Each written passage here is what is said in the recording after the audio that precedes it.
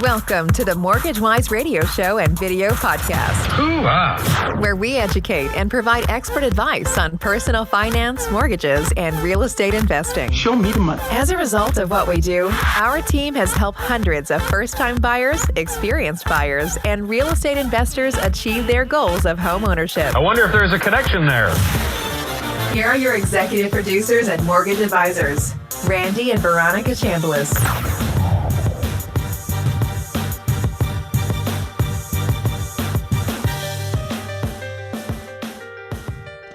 All right. What up, everybody? Welcome to another episode of the Mortgage Wise radio show and video podcast. I'm Randy Chambliss.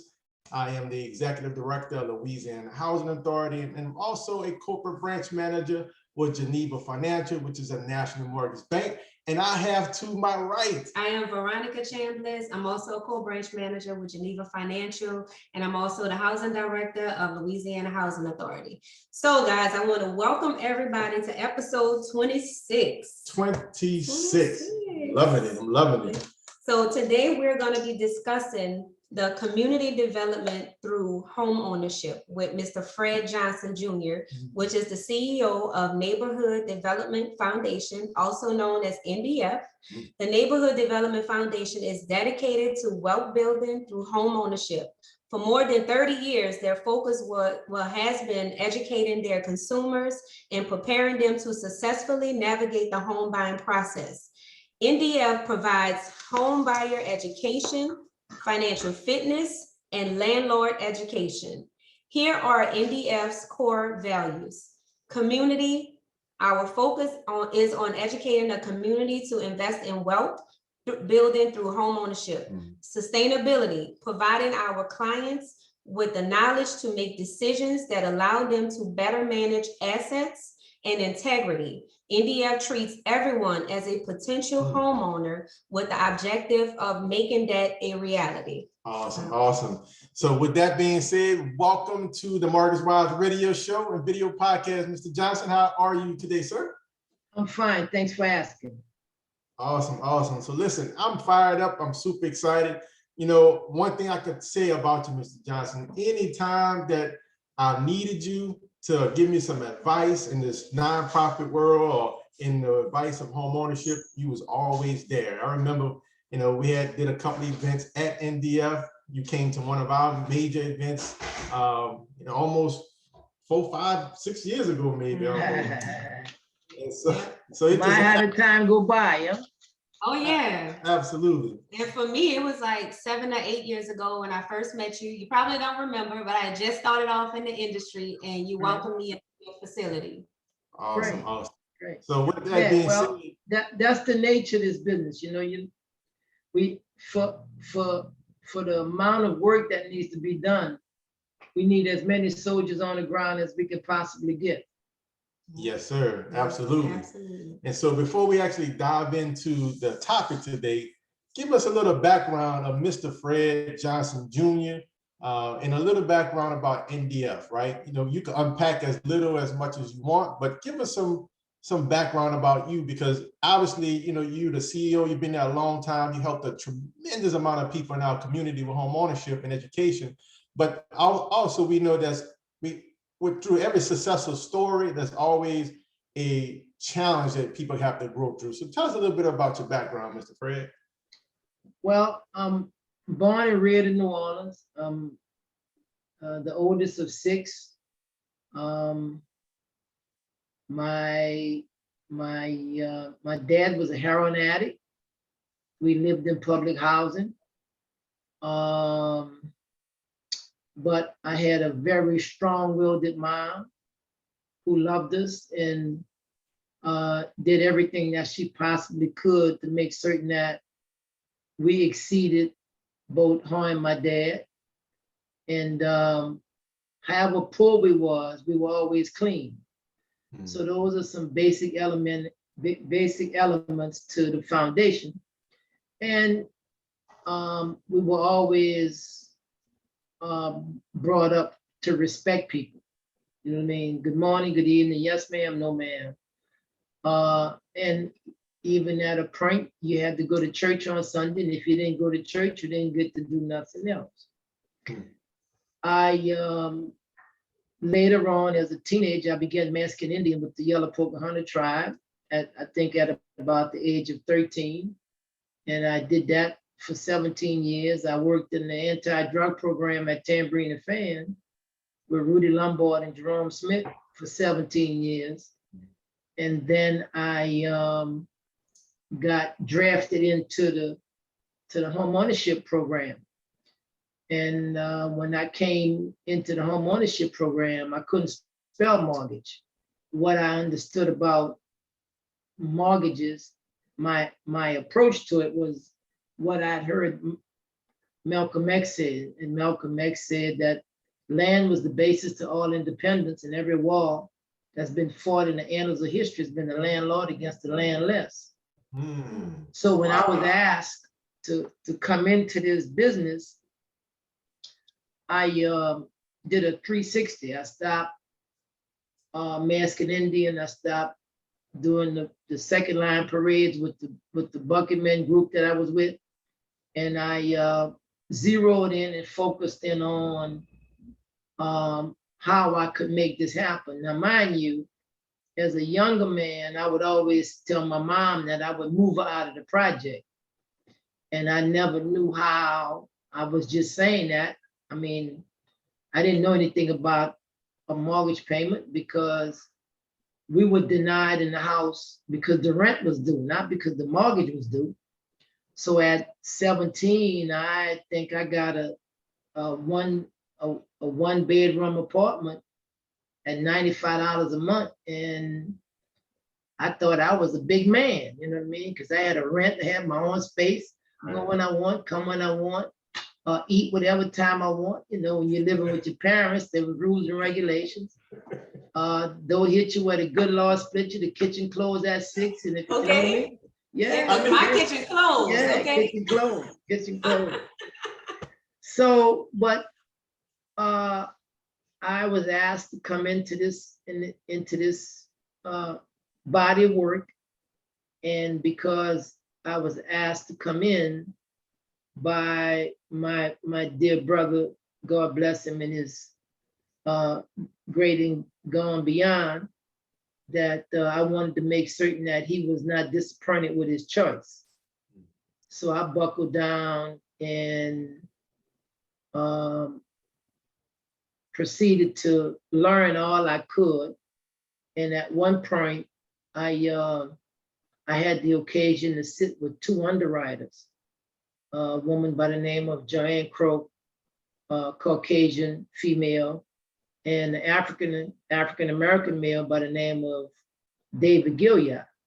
So I had the opportunity to sit with them on evenings, and they would ask them to teach me what they were looking for when they wanted to deny a loan. So I took those tutorials and then I incorporated them and just kept working, kept my head down and kept working. And before we know it, we had then arrived at creating 100 homeowners a year.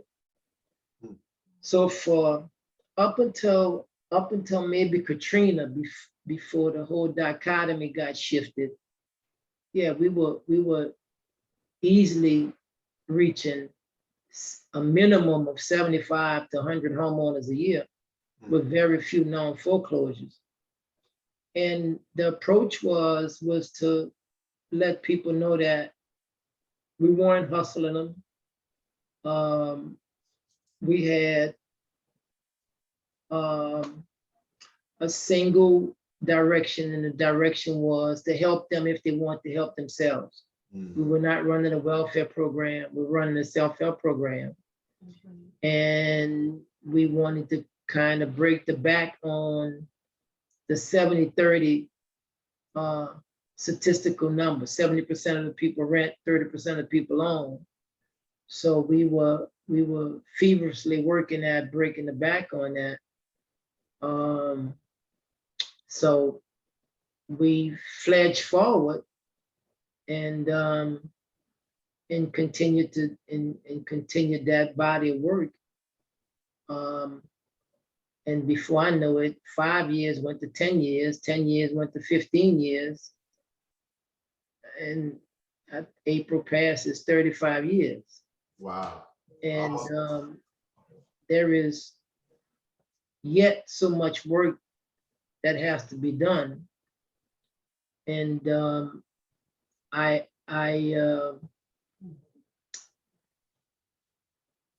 guess I can say this because it's real, and because of the poor condition of the educational system that our people is installed in, we come out knowing so little about so many things.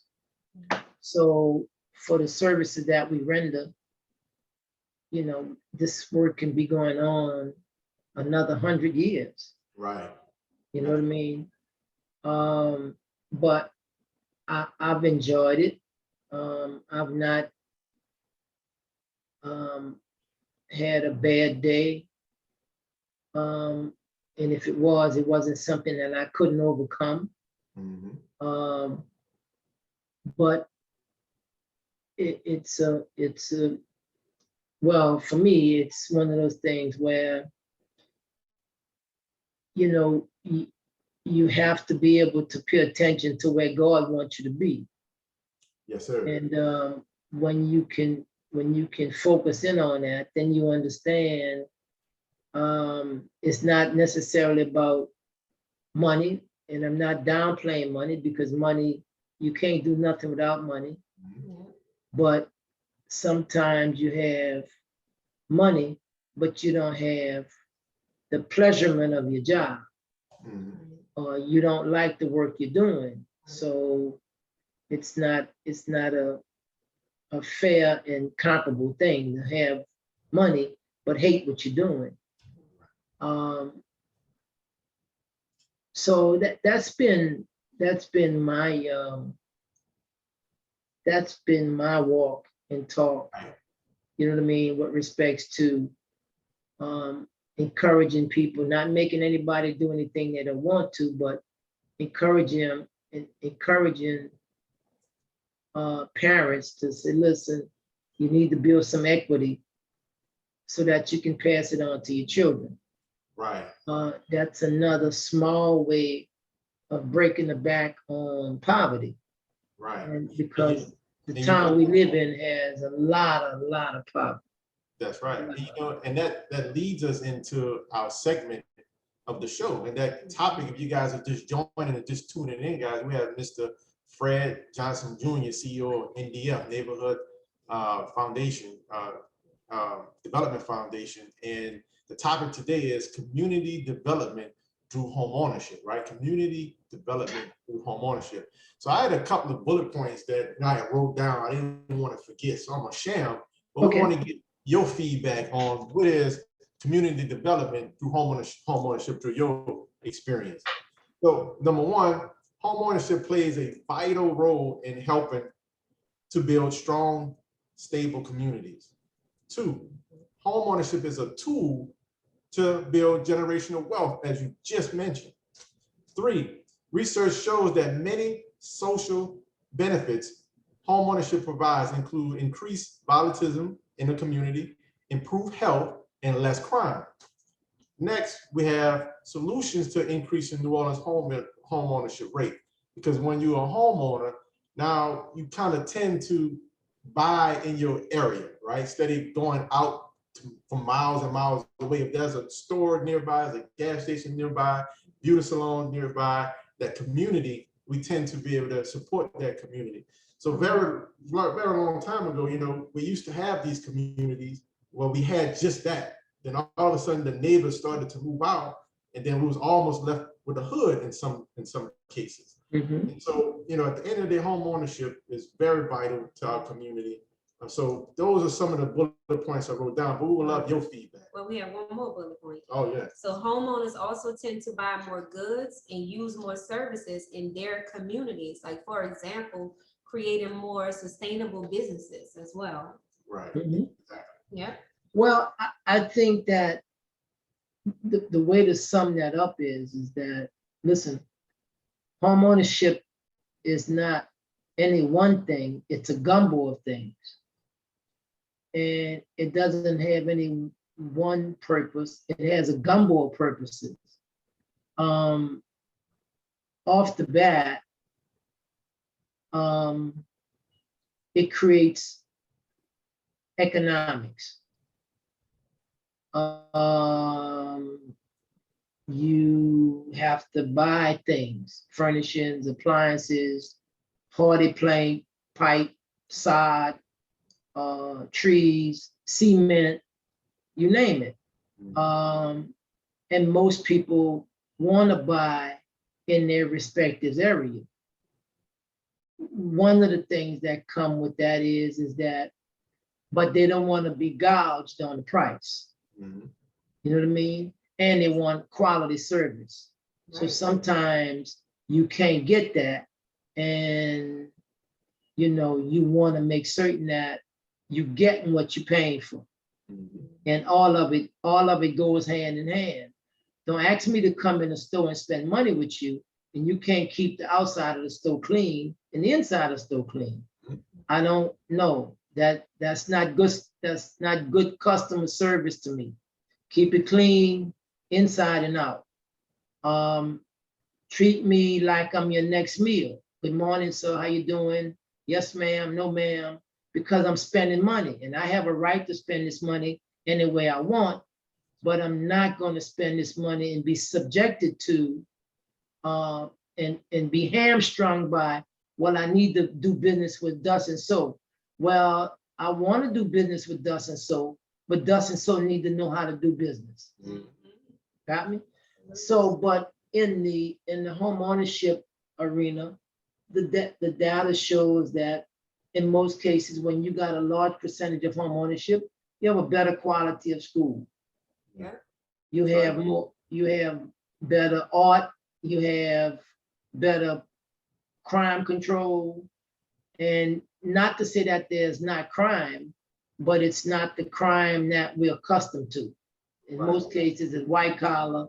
It's not the bucket of blood, you know what I mean? Right. So the deal is, and then most people who are sensible about homeownership, they understand their number one motive is to preserve and further build the equity that's in this building.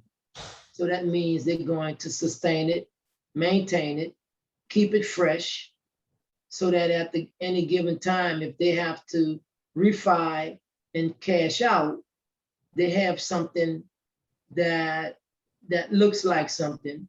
The That's right. problem becomes is whether or not the comparables is equivalent. You know what I mean? So it's not any one thing. It's a gumbo thing. The other thing that I say to people all the time, one of the things that homeownership specifically zeroes in on is the children in the house.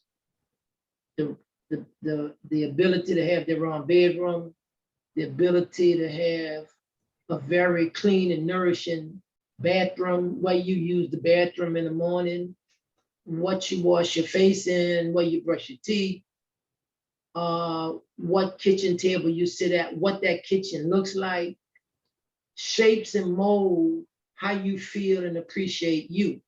Mhm. When you walk out that door, whether there's cars that's off of wheels and windows out and Heineken bottles and trash and debris, that has a direct effect on your psyche Yeah. with respect to how you feel about you, and how you feel about you has another effect on how you look at other people. That's That's right. right. So it all works in concert together. You can't segregate it because it all works together. But unless somebody is talking to you, counseling you, and educating you on how these systems work in concert together, it go right over your head. You know Right. what I mean? Yeah.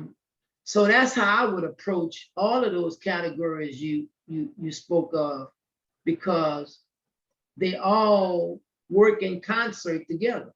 Mhm. But as I said, you can't browbeat me to do business with you when you in turn don't know how to reciprocate. Right. It goes both ways. You want me to come into the grocery store, I expect to come in and clean, good smelling, good looking. I'm, up to date products and produce and meat. You know what I mean? Don't ask me to come because you 2 blocks from me and you got stuff look like it's 3 weeks old, and Right. stuff is thrown around and just anything goes. Well, that's not how that goes.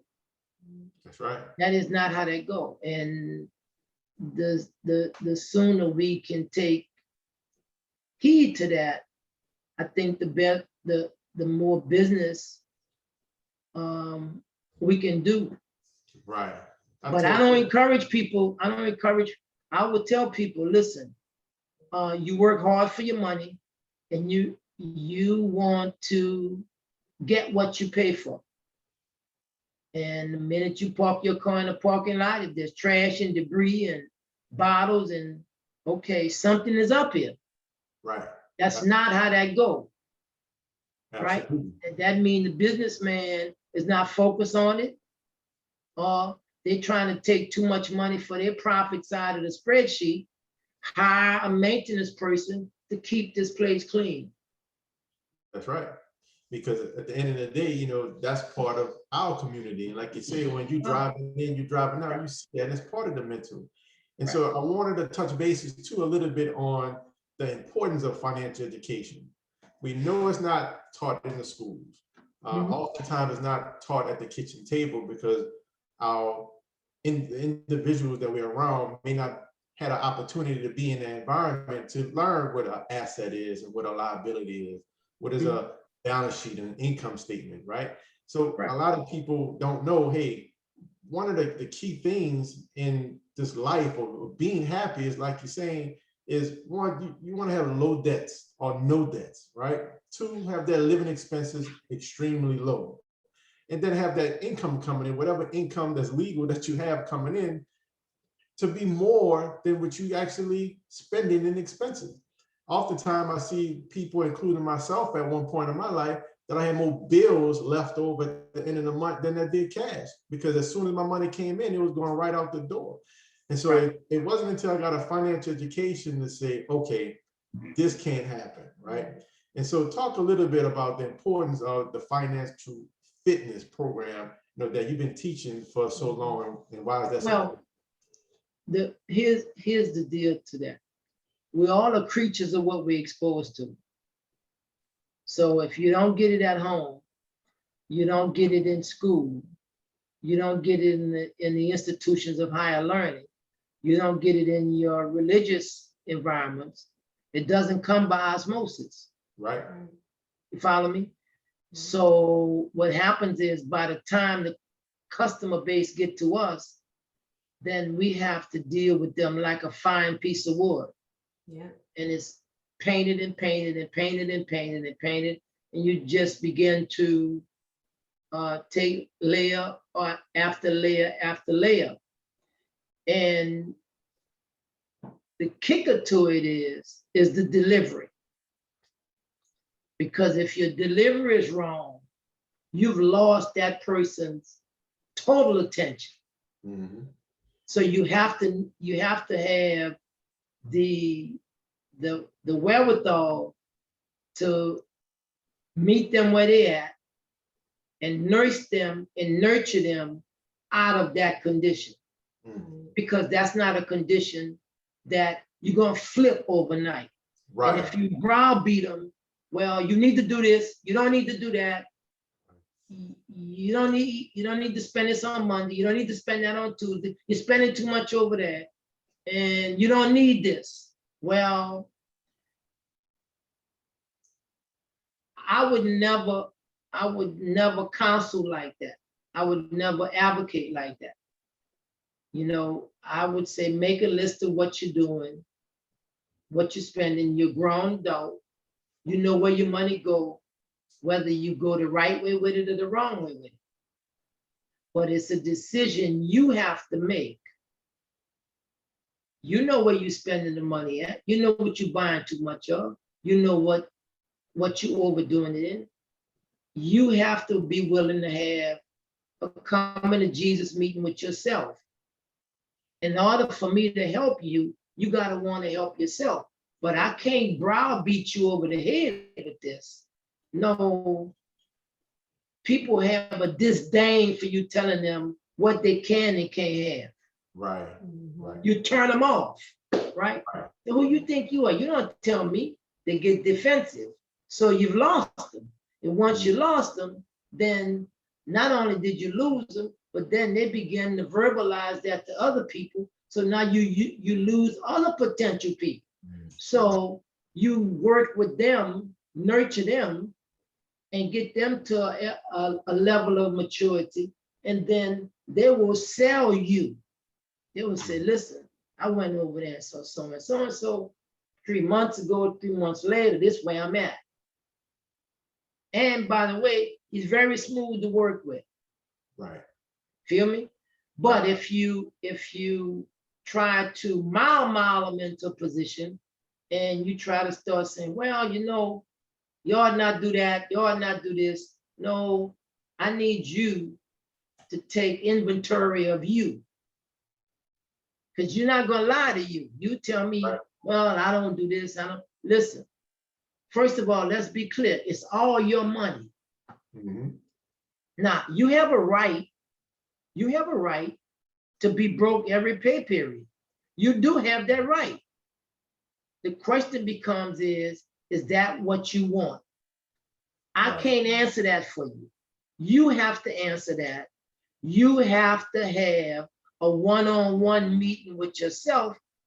I can guide you, but you're gonna have to make the decision. And I'm not gonna check you, oh, you spent too much over here, or you spent, no, I'm not gonna micromanage you like that. Because if I have to micromanage you like that, that means you haven't put your whole self in this. That's right. Follow me? So I ain't trying to drag you to do something. I need you to want to do this. I need you to want to do this. And all you want from me is an idea on how to go about it. Well, here's example A, here's example B, here's example D. You can use any one of these, or you can take a little bit from each one, put it together, and then do your thing. But don't nobody know better than you what money you screwing up. That's right. And So I put the onus on them. You know what I mean? And if you say you want to do something, that's where you need to start. You need to make a running list and look at what you feel you don't need. What you feel you don't need. Not what Fred feel you don't need. Right. Exactly. You feel me? Because that creates a dilemma. And in this society, you know, if you say the wrong things to people, they'll immediately create a YouTube video on you. And like, who the hell do you think he is? He trying to tell me what to do with my money. That's right. You know, and like you said earlier, you know, you have to be able to participate in your own rescue. You know, I heard a mentor a while back told me, say, until opportunity and dissatisfaction cross paths, there's not going to be a change. You can have an opportunity there, but if there's no dissatisfaction, then you're not motivated. But if the opportunity is there and you have a dissatisfaction, like you said, you are broke, you busted, you hit rock bottom, and you really want to change, that's when that change is going to actually come. And so that brings us to the next section of the podcast. And there's some questions for you, right, Mr. Fred? So this is the first question. If you can go back in time and coach the younger Fred Johnson, what financial advice would you give him? Well, I had a job as a young kid working for my grandfather, feeding the chickens and giving them water. I think it was like 35 cents a day, right? And then I go to the Circle Food store for my grandmother. That was another 35 cents. So some days I'd make 35 cents twice in one day. But they would hold the money. And my grandfather had one of them roll top desks. And on a Saturday when it was time to get paid, he'd pull out this jar. And he said, okay, this is your jar. This is your money. You determine how much money you're gonna put in this jar. And I'm gonna put the jar back in this drawer. Well, I had a break in doing that, but I eventually picked it back up.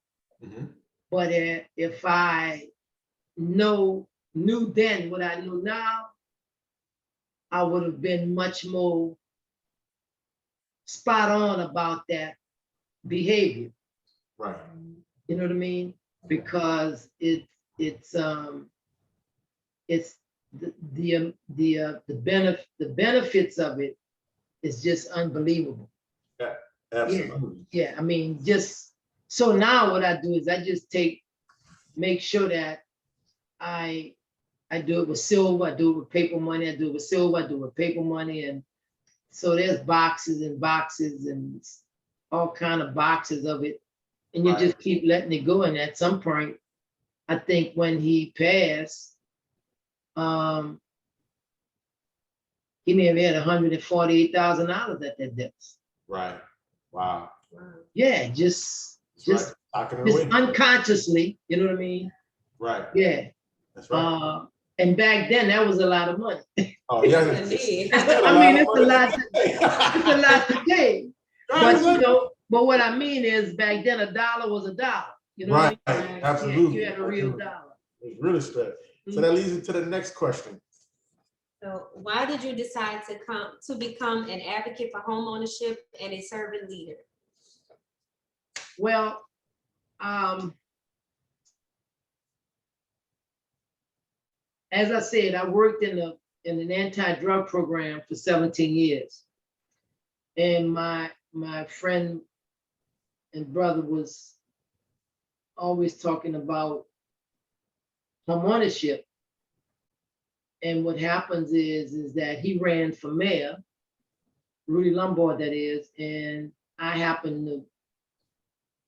he picked me to be the driver, and it was the education that I could not have bought, because I got to see firsthand how money and people behave and make decisions.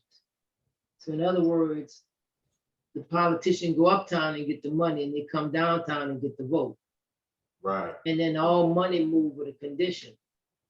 So when the election was over with, he said to me, I didn't want to go back to the anti-drug program, and I was going down to St. Thomas to hang out with some friends of ours, and had I liked the flavor, I wasn't coming back.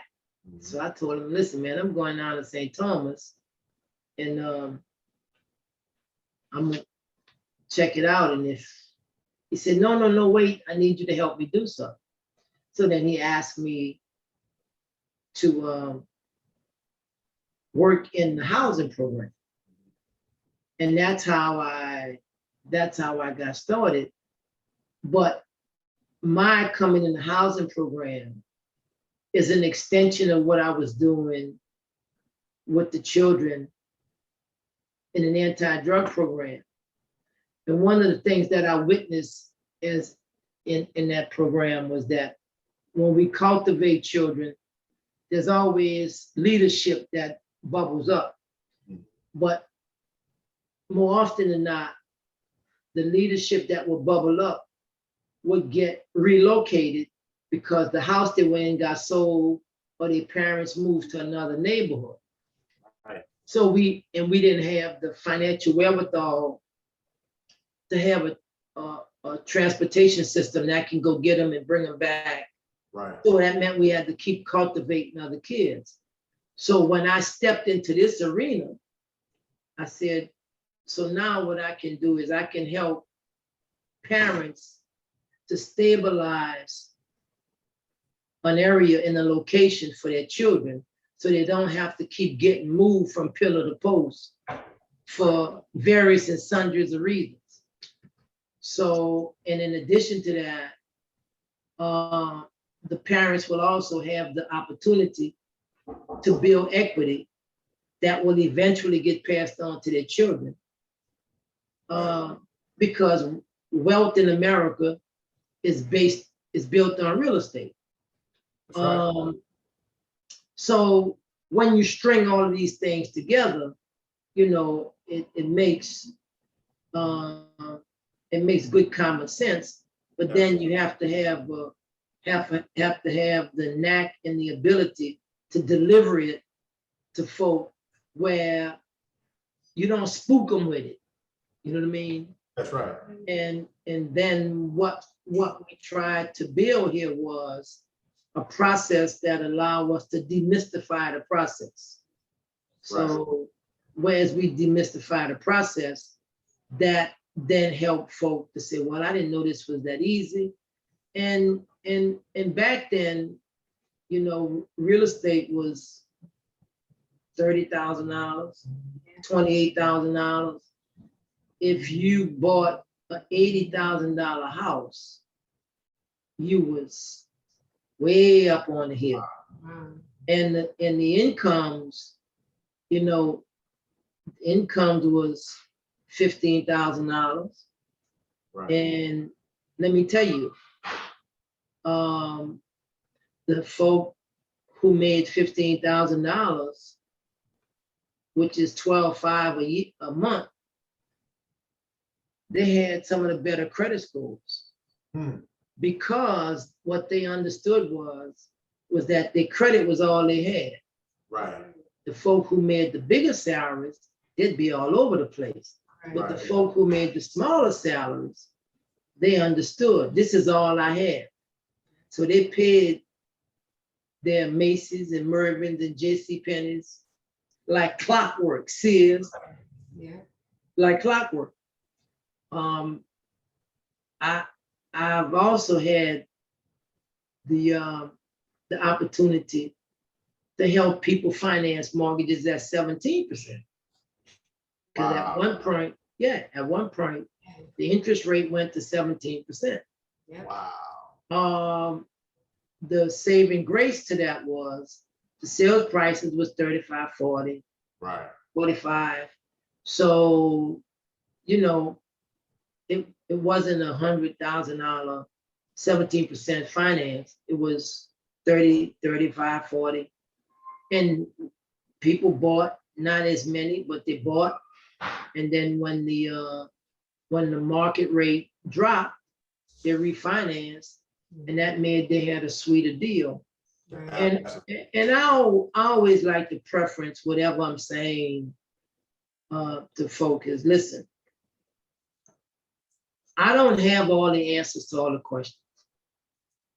I don't feel less of a man. I don't feel belittled. Yes, I've been at this 35 years, but there's always a new direction. I said, but here's what I can tell you.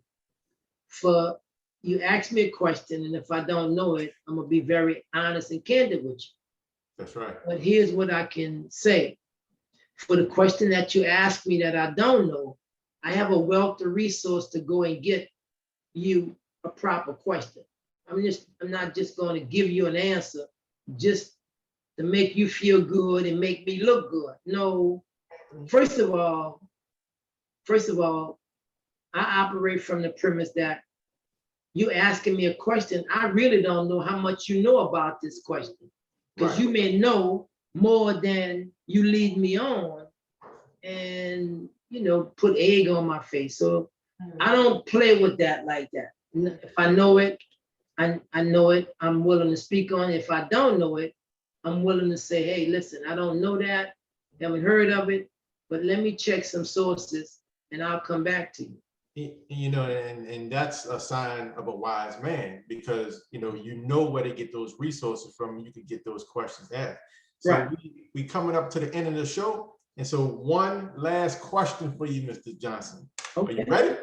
Yes, sir. The question is, how can somebody get in touch with NDF or Mr. Fred Johnson to be able to get access to the education that you guys provide? Simple, 504-488-0155. The website is www.ndf-neworleans.org. And when you get on that website, go to how to participate. If you should get on the website and you get turned around, just dial the number 504-488-0155. We are not yet gone to in-person. We're still doing virtual. A lot of people get virtual and online confused. Virtual is we can see you, you can see us. Online is when there is no one there, but the content, and you reading and reading and reading, and it may have somebody to talk to you, but it's rarely. So online and virtual is two different ball games. But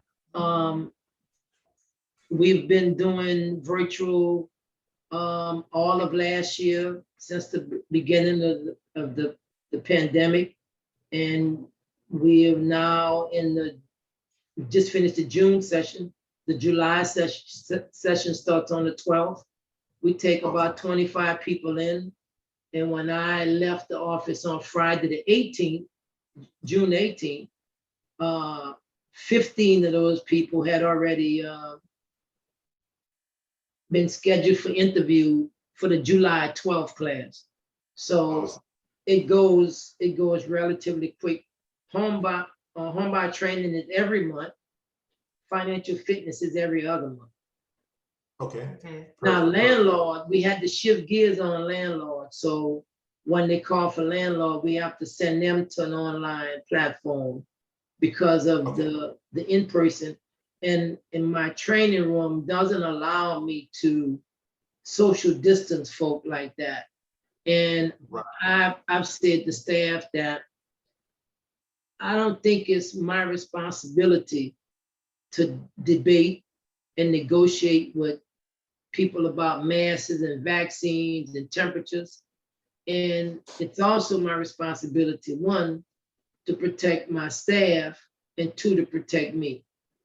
So rather than to get into what's your political or religious ideology about taking or not taking a vaccine, we're going to keep servicing you through virtual until we see a better behavior going on in the city, in the state, and in the country. And you know, it's a little more work. It's a little more work because most of our clientele have devices, and the devices they have, they don't use it for this caliber work. So it takes us a little longer, but it's much safer. Right. You know, we have to make sure everybody turn their camera on and mute their mic and stay in the camera. We have to do the test run. We have a Google Chrome link we sent out. And if the technology don't go wild, we'll be all right. That's right. One last question for you. So how long is the programs, the financial fitness and the homeownership? 12 hours. All of those classes are 12 hours. We break them up over a 4-day period. So it's, you know, we don't try to be in competition with people on a Saturday. If they work Monday through Friday, they need Saturday to do what they need to do. And if you take a Saturday, you're talking about 2 6-hour Saturdays. All of the data shows that after 3 hours, you lose people's attention span. Right. And on Saturdays, if, you know, I have shopping to do, errands to do, haircut to get, manicure, pedicure, whatever it is they're trying to do, that's what the focus is on. You know what I mean? Their body is there, but it's like the record state, but their mind is on the other side of town. You know what I mean? How long it's gonna take. Yeah. So Yeah. I understand that psychology, and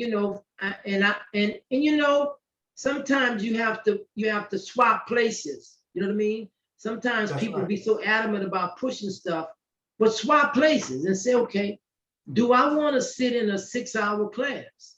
No. Do I want to sit in a 6-hour class on Saturday? No. Do I mind extending my day for 3 hours? I don't have a problem. 3 hours, bam. And you make it educational, you make it entertaining, you know what I mean? And you make it engaging, and them 3 hours go. The truth of the fact is, since we've been doing virtual, the classes last longer than that because folk are comfortable, they're at home, and they don't have to make it nowhere, you know what I mean? So they want to ask questions and keep talking, and I encourage questions. I don't rush them and say, fine. And it's supposed to end at 8:30. It may not end till 9:15. That's right. So we're out of time, Mr. Johnson, but it's been an absolute pleasure. Thank you for your time. We humble and respect Thank that. you. I'm Randy Chamberlain. Today we're talking to Mr. Fred Johnson, the CEO of NDF, Neighborhood Development Foundation.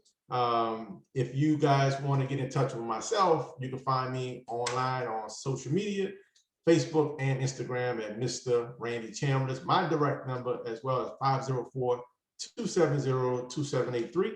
And you can also find me online at randyknowsmortgages.com.